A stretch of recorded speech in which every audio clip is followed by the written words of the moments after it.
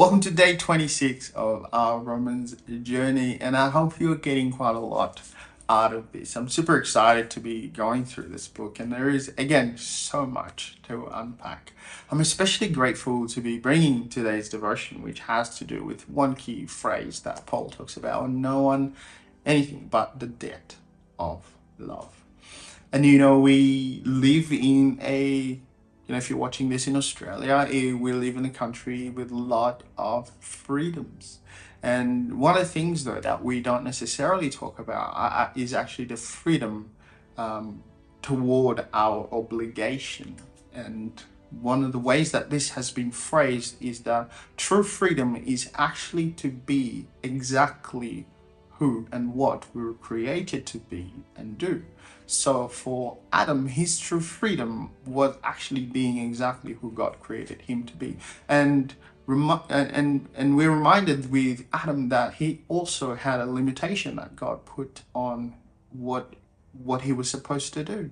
You can eat of every tree and fruit in the garden except for this one.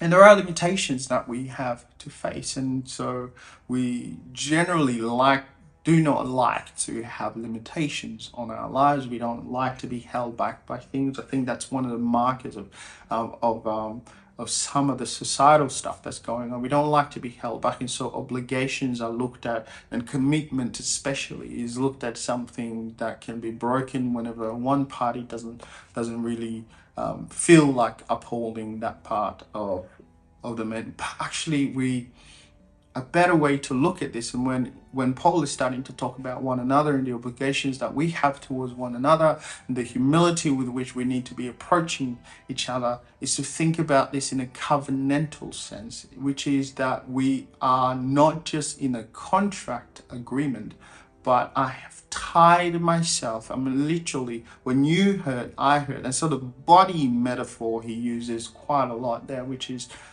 important, because when one part of the body suffers, generally it means that there are many other more parts of the body that are going to feel it. So your pain is not disconnected from me, and my pain is not disconnected from you, because we are all one in Christ. And so why love? Why should this be the debt?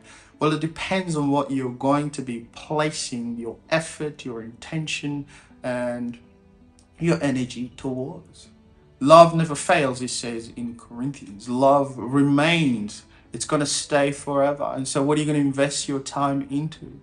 And the call here is to invest in what comes from a place of love. What are you going to communicate love to one another? And specifically talking about believers here, or nothing towards each other than the debt of love. In fact, for some people take it to the extent of, if you're going to, for example, lend something to somebody, don't expect it back.